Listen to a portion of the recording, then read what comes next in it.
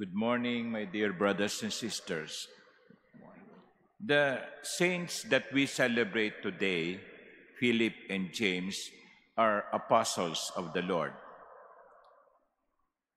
There are two James. James says in the group of the apostles. One is James the Greater, who is considered to be a cousin of the Lord, the first who died for the Lord. And this James we celebrate today, James the Less or Lesser. Not much is known about James the Less that we celebrate today. Walang masyadong naisulat tungkol sa kanya except that meron siyang isinulat na isang letter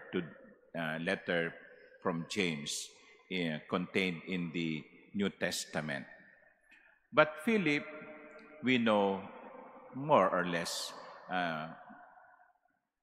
something. And that is also one of the mentioned persons in the gospel today. But I will not focus on the gospel, although it is important to know that looking at Jesus, we have seen already the Father. What I would like to emphasize is what Philip had done. He was a kind of someone who introduced people to the Lord. There are two instances in the Gospels during which Philip is shown or portrayed as someone bringing another person to Jesus.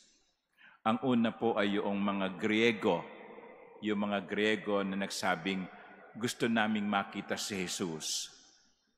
Si Philip ang kanilang nilapitan. At si Philip, ang ginawa niya, pinuntahan niya si Simon Peter and Andrew and told them, well, there are people who would like to see Jesus. Baka naman pwedeng dalhin ninyo siya sa Panginoon. Ipakilala ninyo sila sa Panginoon. So naging instrumental si Philip upang itong mga Griegong ito ay makapunta at makilala at makita si Jesus. The other instance in the gospel concerning Philip introducing other people to Jesus was Philip telling Nathanael or Bartholomew, we have seen the Messiah. Masayang-masaya siyang binabalita kay Bartolome na isa ding alagad ni Jesus. Nakita na namin ang Mesiyas. He was the one who brought the good news to Nathanael. That is Philip, someone who is always bringing other people to Jesus, someone who is always introducing people to Jesus. Nakita niya si Jesus at sabi niya, ipakilala ko nga yung ibang tao kay Jesus. He is a kind of person who is not keeping the information to himself. Hindi niya sinosolo ang Panginoon, kundi siya'y isang taong malugod na inaakay ang mga tao kay Jesus. Mga ginigili kong kapatid, ang tunay na alagad, iniakay ang iba patungo kay Kristo. Someone must have been bringing people to Jesus. And that is Philip. That, I think, is also a challenge to us. Meron na ba akong nadala kay Jesus? Meron na ba akong naakay kay Jesus? Meron na ba akong inanyayahan upang pumunta kay Jesus? Kasi kuminsan, tayo, parang ako at ang Diyos, okay na yon. Basta maganda yung relationship naming dalawa. Nagkakasundo kami. No?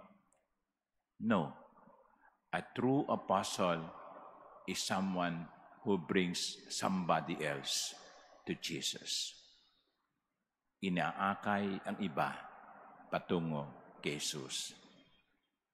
Sana hindi kabaligtaran ang nangyayari. Baka kumisan tayo pa ang nagiging dahilan upang lumayo ang ibang tao kay Jesus. Philip, someone who brings someone else to the Lord. Amen.